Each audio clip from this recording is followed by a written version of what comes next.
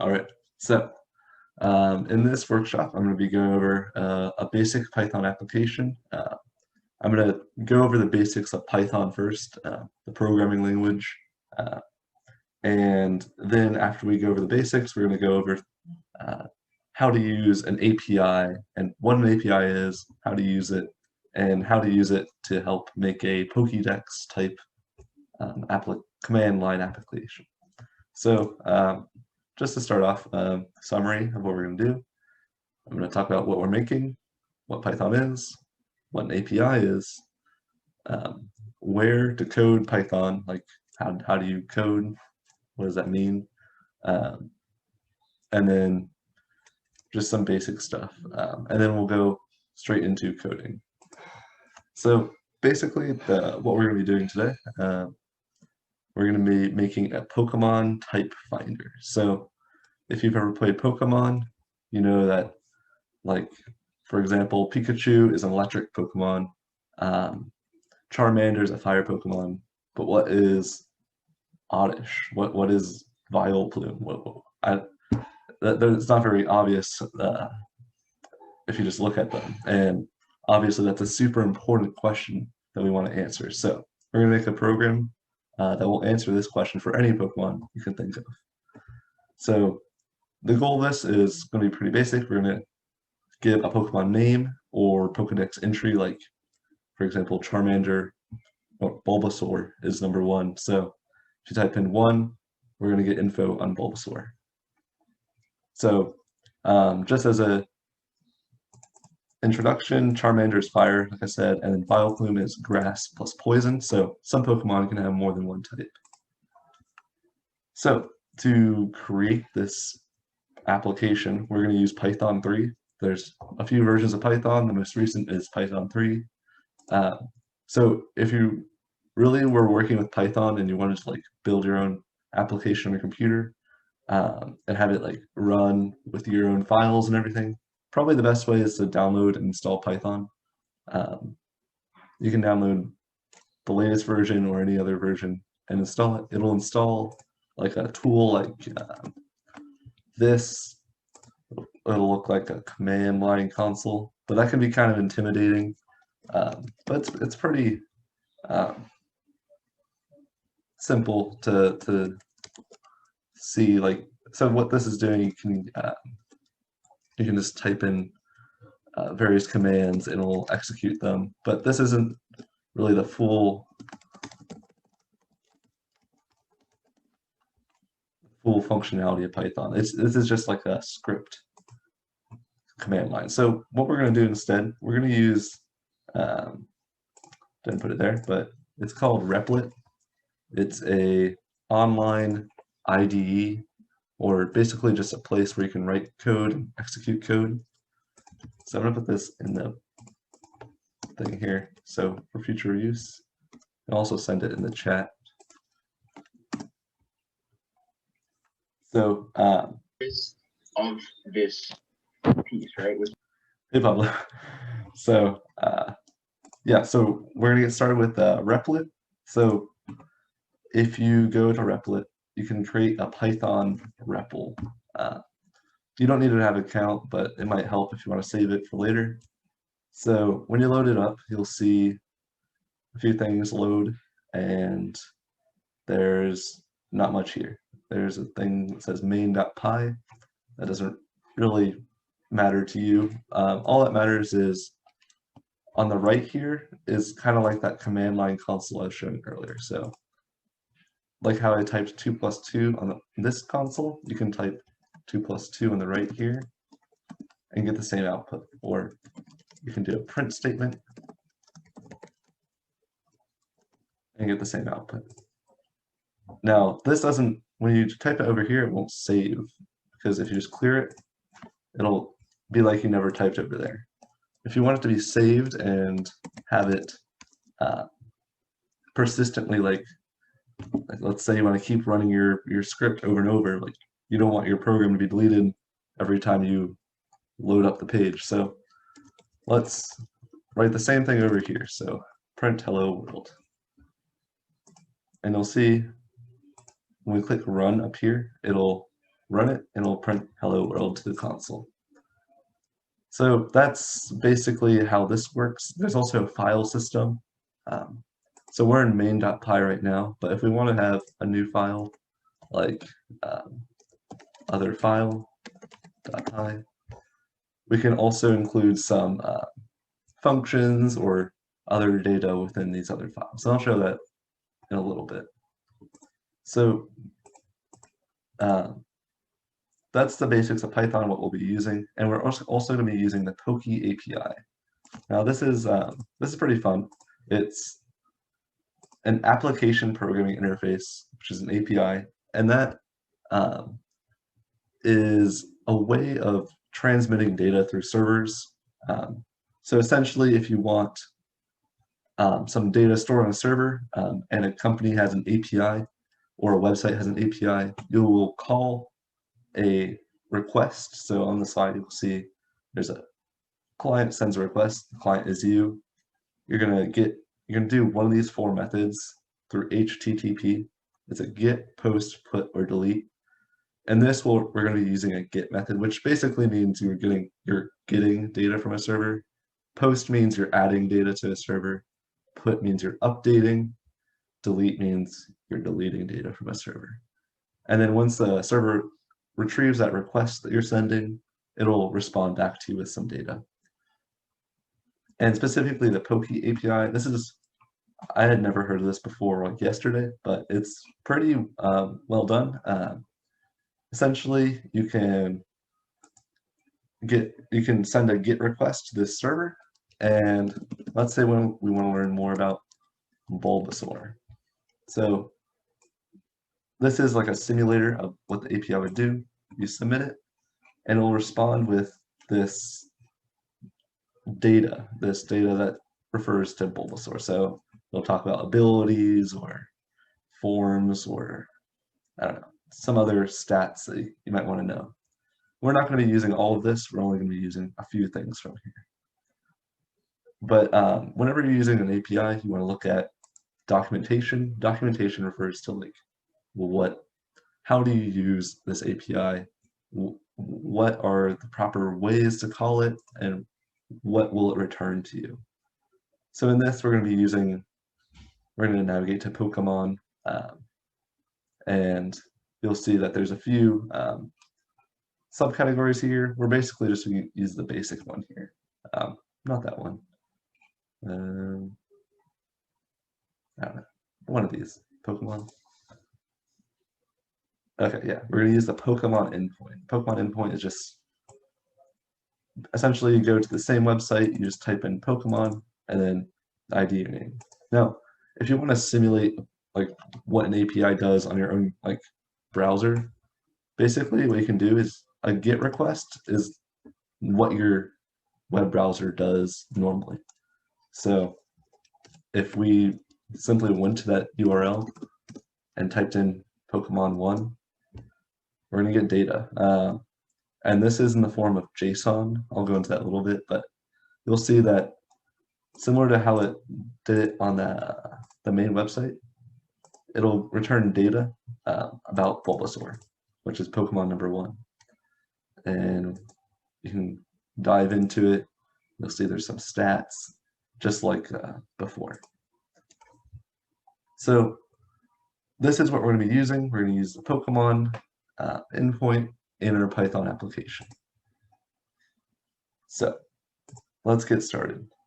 We're going to be using Replit, and I'm going to go over a few basic things that Python does that's kind of unique and kind of also pretty easy compared to other programming languages. If you're watching or recording this and you've already programmed before, you probably don't need to do this whole thing, but I'll start from the beginning.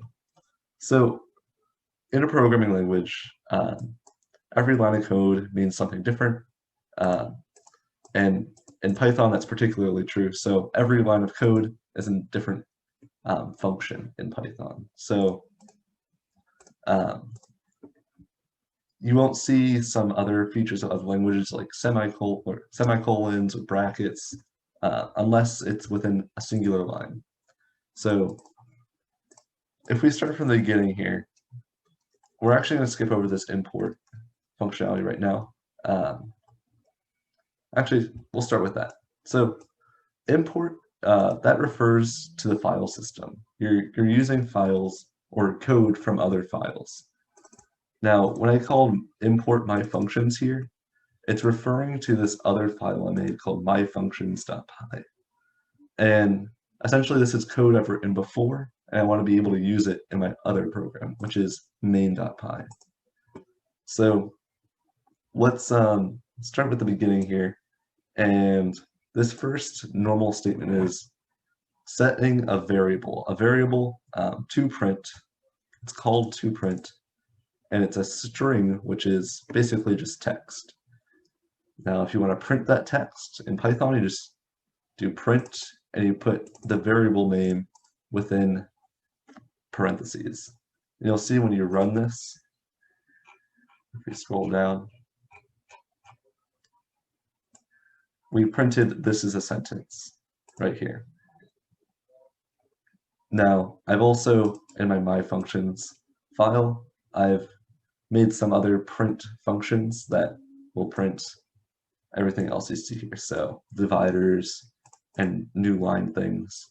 Whenever you see a string that has \n, that refers to a new line whenever you're printing a string. So in Python, you can also do math. So here I'm doing some basic math here. So I'm setting two variables. Number 1 is equal to 1, number 2 is equal to 2. And in this next print statement, I am adding number 1 and number 2. And you can see when I print it, it looks like 1 plus 2 equals 3. But that's not really what is shown here at all, right? This is called print formatting. So print formatting. So when you see these percent signs, like %d plus %d equals %d, that's referring to, it's telling Python to replace anything that says %d with a digit. And since number 1 is 1, number 2 is 2, and number 1 plus number 2 is 3, which is also a digit, it'll replace all of those with 1, 2, and 3, respectively.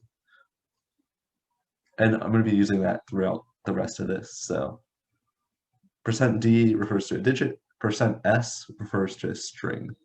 There's a few others, but I won't be using them here.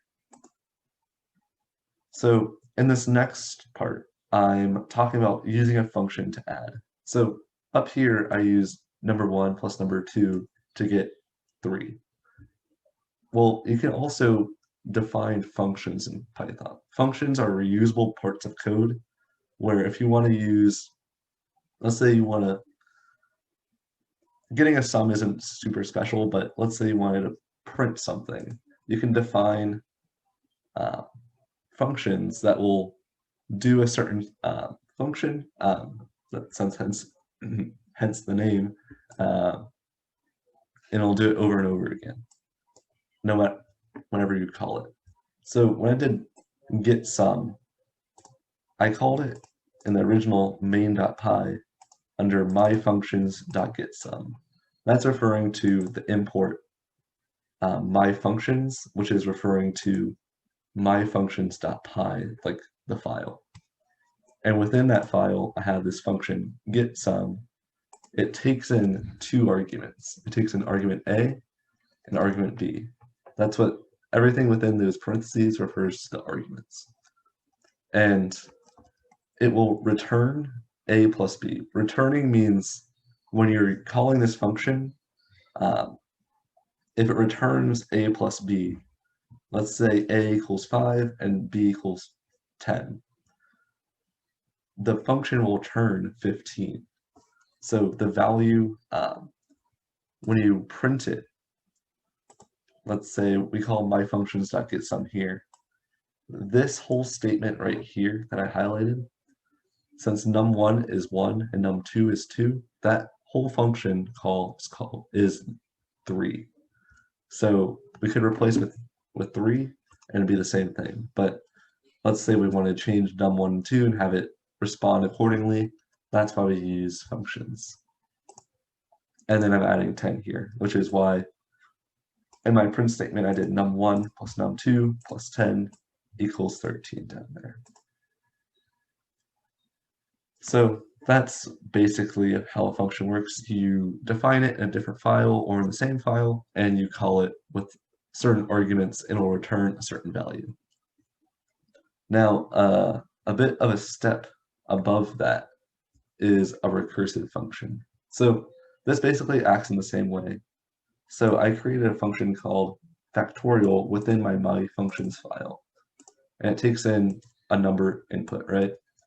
So factorial, as you know, is just a math statement where like 5 factorial is equal to 5 times 4 times 3 times 2 times 1. But that's also equal, you could also say 5 factorial is equal to 5 times 4 factorial, because 4 factorial is 4 times 3 times 2 times 1. Now, using that logic, we could create a function called factorial that uses that same logic. So what this is doing, a recursive function means it calls itself.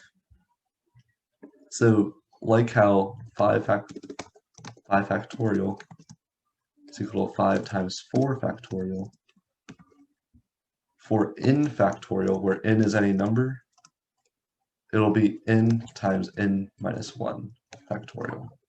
That's the basic premise of this function. So when we have,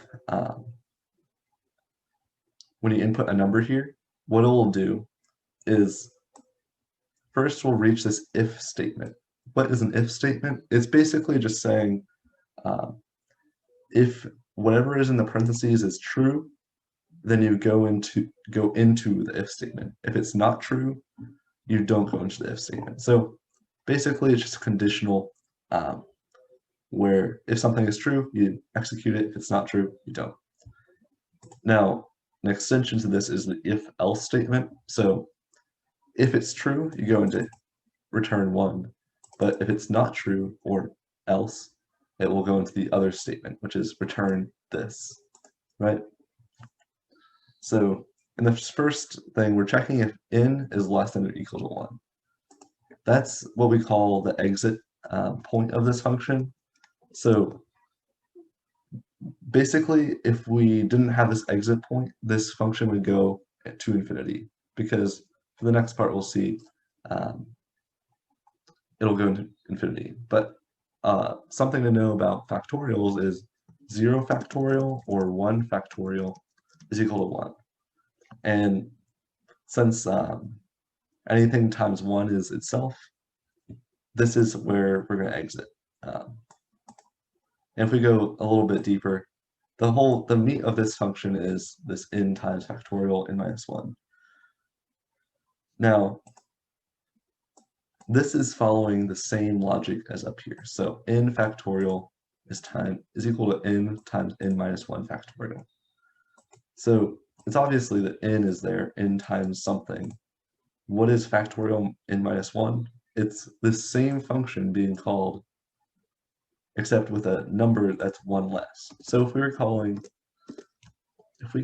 factorial of 5, this would call 5 times factorial of 4. And factorial 4 would call 4 times factorial 3, and so on, until it reaches factorial of 1, where it stops like calling itself and it just returns 1. So in the end, this will be equal to 1 times 2 times 3 times 4 times 5, because every time you're calling the number times the lower factorial. So we're not going to be using this too much in our program, but this is something to know is a crucial part of other types of programming, and could be useful for other parts of this API. Like in our part, when we're looking for types, we're not going to really be using factorial, or recursive calls, but in other API calls with a Pokey API, there are lots of recursive calls you need to do. And that could be a general trend for a lot of data you work with, whether it's in a research lab or whether it's a fun project like this. So if we go back to this main thing, recursive functions, everything else is a little bit more straightforward. So a next important topic is objects, and in particular lists and dictionaries. So a dictionary is basically what it sounds like. So if you have a dictionary like a book and you look for the word apple, it'll tell you the description of an apple. But if you look up like computer, it'll give you a different description that isn't apple, right? So every word has its associated description. And that's true with dictionaries as well. So I created a dictionary called My Dictionary, and it starts out as an empty dictionary. So basically there's nothing in it. And we want to add things to it so we can use it. So in Python, the types don't really matter. So you can add numbers or words or even objects. You can add dictionaries within dictionaries. And they can all be within the same dictionary. So what we're doing here, I just added an entry to the dictionary called Drew. So these brackets indicate that you're accessing something within that dictionary. And since Drew's not already in it, you're actually adding the value of Gill to it. So Drew Gill, and then we're also adding to the dictionary entry 1, we're going to make that value the letter A. And then to the entry of A within the dictionary, we're going to make that value 2. But these aren't going to overwrite each other. These are two separate entries within the dictionary. Because all that matters is that the key or the word is different within the dictionary. You can have a description that is the same as the entry or the key, but that doesn't matter. Yeah, and we'll see that when I run this.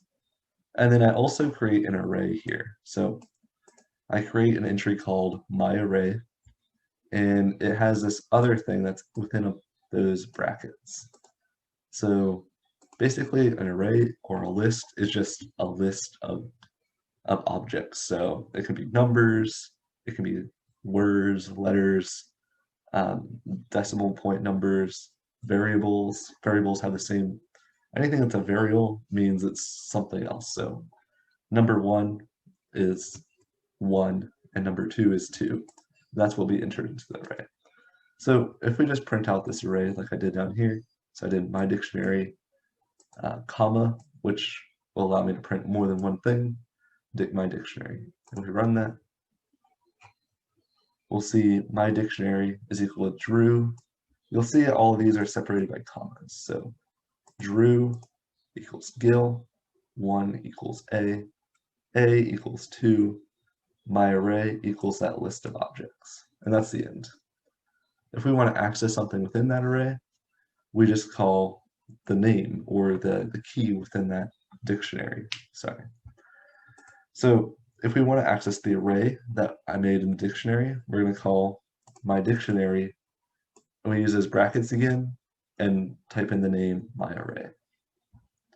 And then I printed it out here so you can see the array in the dictionary is equal to 1, 2, 3, 4, 5, etc. And you see that the variables are replaced by their values. Now, if we want to access the third element of the array, which is 3, and we want to access from the dictionary and from the array in that dictionary, we can call more than one like accessing number. So my dictionary, we're going to access the array in the dictionary. So we've already done that. But in order to access a value of an element in the list or the array, we need to use a number. So you can think of an array as just a list, and the first item in the list, you would think it would be 1, but in programming languages, and specifically Python, the first item in the array has index 0. So in our array, the value of 1 has an index of 0. So if we just count up, if 1 has 0, then 2 is index 1, 3 is index 2. And that's why I'm accessing index 2 to access the third element. And you can see when I print that out, it prints the value of 3. Okay, so we're going to use that concept and we're going to use JSON. JSON stands for JavaScript Object Notation, but essentially it's the same format. It's a dictionary, but it's a way that data is transmitted through the internet or through HTTP, and it uses JavaScript notation. They're basically just dictionaries and arrays with various values. And we can see this is an example of JSON. It's just some example code I found online. So the JSON string, we're going to be working with strings, which is basically just text. We can kind of see there's a structure here. So menu is like the top part of the object. So everything is under this menu. And then there's ID, value, pop-up. And pop-up is another, has more branches, where there's a menu item, which has more branches, has an array of 3 items with various values. So basically, in Python, we can interpret this using the JSON library. So when we imported JSON at the top, we're calling the JSON library.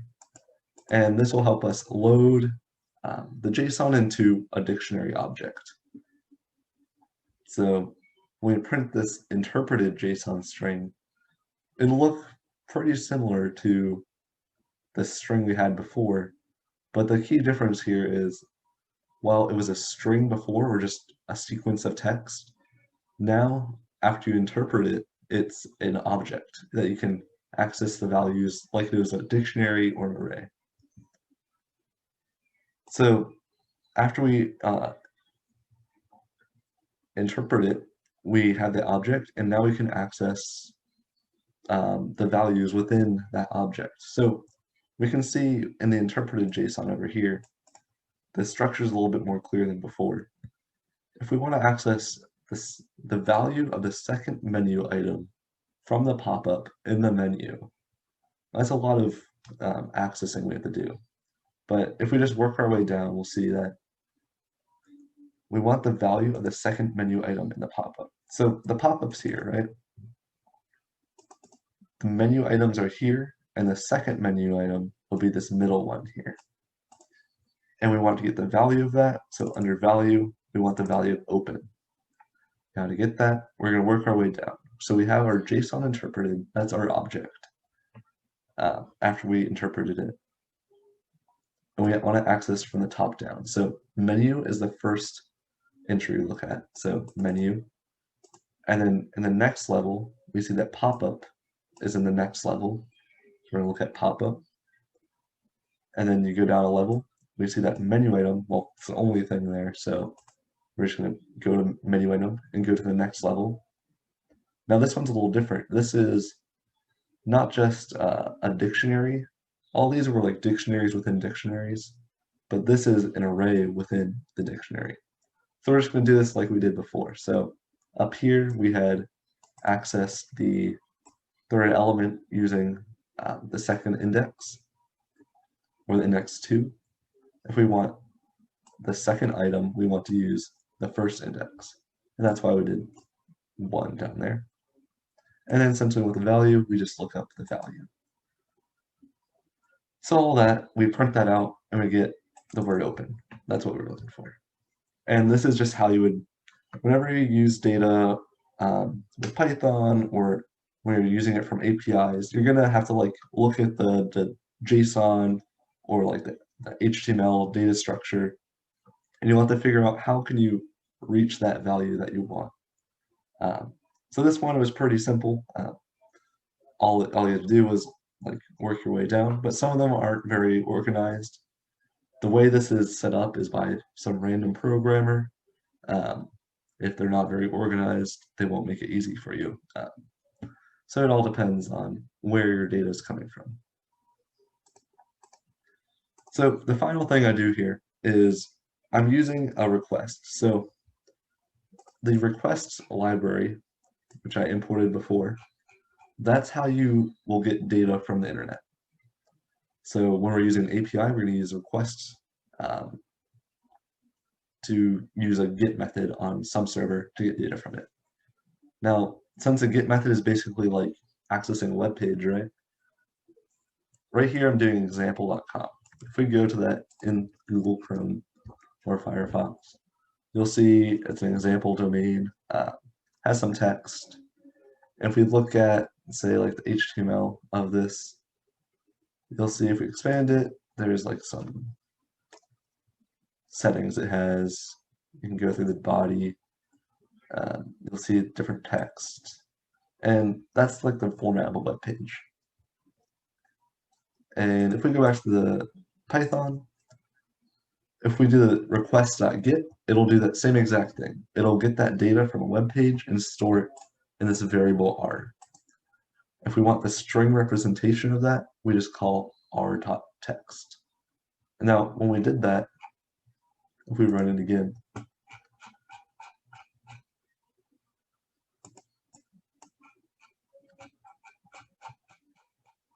they got cut off before, but here it is right here.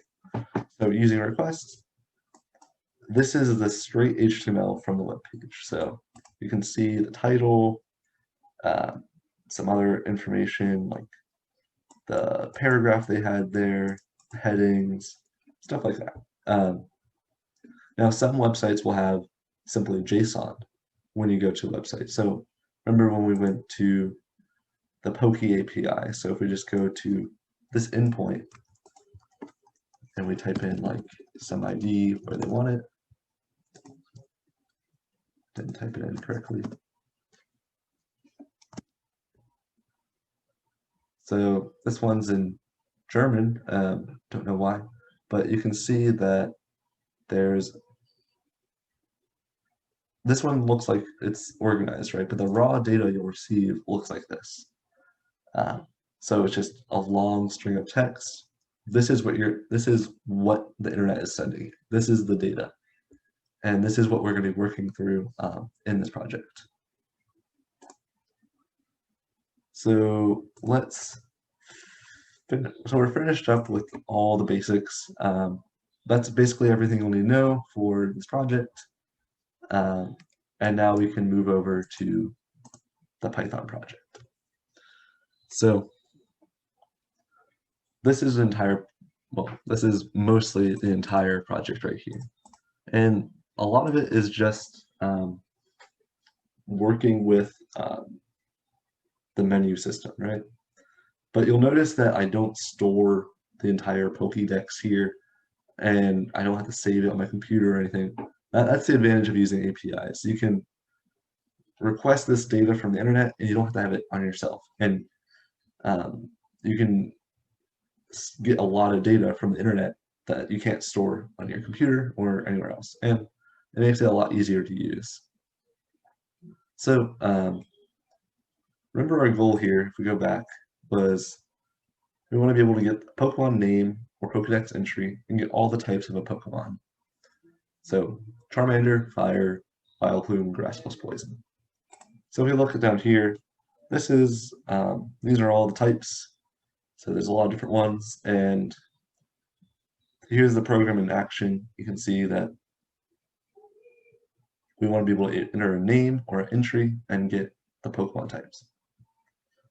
So if we want to see it even more in action, we can just go back, run my program that I wrote, and type in like index 5, Charmeleon is a fire type. Whereas if you look up Eevee, oh, doesn't exist. Oh, So I didn't count for some errors there, but EV without a space before it is a normal type. So what is this doing? So the real meat of this is this request down here. So we're trying to get a URL. We're just getting data from the server. What server or what endpoint? It's the Pokey API plus whatever we type. So the input function allows us to get input from a user. So when I type in like Charmeleon, this Pokey entry is set to Charmeleon. And then what this is doing is it's making sure it's lowercase, but essentially we're just appending the Pokey entry to this endpoint. And where did I get that from? Remember that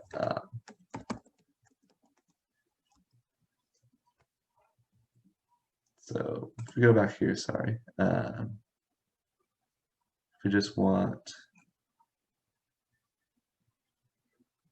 we go to the documentation. This one's really big, so it's really hard to find, but Pokemon is right here. The Pokemon endpoint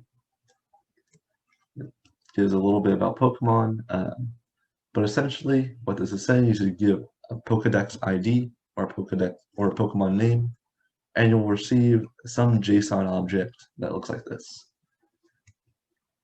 And that's what we're doing in this Python script. So we're just accessing that endpoint. Let's try it in Firefox real quick. So let's look up one. We'll see we got Bulbasaur there. What happens when you put the name Bulbasaur? Same thing. It'll be the same data because that's the way they set it up. Now, we get that data. We get this straight JSON object, right?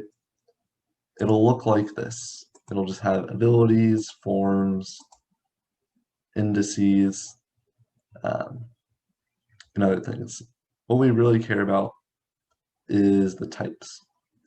Types are here. So we'll see, this is the data we receive. We go down to types. There's a few types that Bulbasaur has, right? It has one type here and one type here. One of them is grass and one of them is poison. So this one has two types. And you'll see that while these are all a dictionary, this is 0 and 1 indicate that this is an array of types. We have to look at type, name, and get the type there. So that's what I did in my functions pokey.py file. If you look at this, we're getting all the types for Pokedex entry, number, /name. So when we look at the response, this is the response data. If we want the ID for the Pokedex entry, it's simply the ID within the database. And that's 1. So Bulbasaur is entry 1. And then name is under name. So pretty straightforward. So, and it's also under species name. Some of them are a little bit more specific, so that's why we had to go under species name. Finally, all types. So what that's doing is it's getting the number and the name. That's pretty standard. You'll see that over here, all types for Pokedex entry, number 5, Charmeleon. Now, all the types is equal to response set types. So this is just simplifying a little bit. So in the response, all the types will be in this object under types. So if we access this dictionary object types, we're going to get this array containing 2 objects. Now, this is a for loop using both indices and entries. The first, so a for loop basically iterates or goes through all the things in an array. The first thing is going to be index 0. like we said before, and the next thing is going to be index 1, and so on. So if it's an array of 100 things, it'll go through 0 through 99. That's what I is going to be set equal to. I refers to the index. Now, PokeType here is essentially just the object stored at the index. So at index 0, in the array of all types, that's going to be this entire object right here. So under 0, you're going to have a slot, a type name. It's going to be a dictionary, basically. And that'll allow us to access everything within that specific dictionary. So if we go through every single type within types, it'll go through 0 and 1. And if we access PokeType under the key type, and under that, the key name, we're going to get the type name. So fire, ice, water, and the way we got that. So the way we delved down into this, we wanted the types, right? So we look under types. There's a few here, and then 0 and 1. If we go to the first one, it'll be 0. If we look at the type under that, it'll have a name that has grass. And that's a little bit complicated, but if you work your way down, it will eventually get to there. And that's the gist of this program. We're just going through all those types and printing them out. Now, all the other things here, so if we work our way down, so while true, basically this is making sure that if we want to enter more than one entry, so let's say I go look at 1, and it looks at Bulbasaur, it'll allow us to type in another number. It'll go through this whole program again. The only way to get out of this is if we type exit. And how did that happen? Well, if the entry is exit, the word exit, it will break this loop. And breaking a loop means you exit out of it. And since there's nothing after this while loop, like down here, it just ends the program. So we already talked about the Poke entry. It can be either a name or a number, and we get that data from the server. So try except, what does that mean? So basically, if you try something and it doesn't work, the except will happen. So if for some reason this request breaks, could be the wrong endpoint, the server could be down, anyway, it will fail. And normally that would break your program, but if you use an exception, it will identify that some error has occurred, and it will run this print statement. So some error while you're getting an entry, try again. Continue means you go back to the top of the loop. Now down here, this lower thing, if our status code is not equal to 200, what does that mean? So basically something to just know about HTTP or APIs, when you're getting something, the status code, every time you access data, you'll get a status code back. If you've ever been on a website and seen like a 404 status code, that means it doesn't exist. 200 means it worked. That's basically what it means. So if it didn't work, you had an error. We don't really know what error because we're not really checking for it. We just know there's some error and it won't work. So this is basically just another error handling service. So since we continue here, if any of the errors occur, we go back to the top. But if those errors don't occur, that means everything happens successfully. And that means that the response will have the value of the JSON object. So we can get that value by using JSON.loads r.text. And that's doing the interpret function that we did before. And down here, the final thing, that's where you call the functions poke. So you have your data from the server, you put it in here, and it will print out the types. like I talked about before. And yeah, that's basically using APIs in a nutshell. So not just using APIs, but you're also creating a command line application here. So text-based. While you could do this line by line, you can now save this to your computer, distribute it, and it'll work on everyone's computer. Yeah, that's a wrap. If there's anything else, if you have any specific questions about Python, obviously this Pokemon app isn't very useful for research or anything, but research or data collection in general will use all these APIs. It'll involve web scraping. For my research lab, I use Python to help find like cancer molecules from the government database. And it's, while you can do it in other programming languages, Python is really simple. It's a lot easier to do it in Python than it would be to do it in C++ or Java.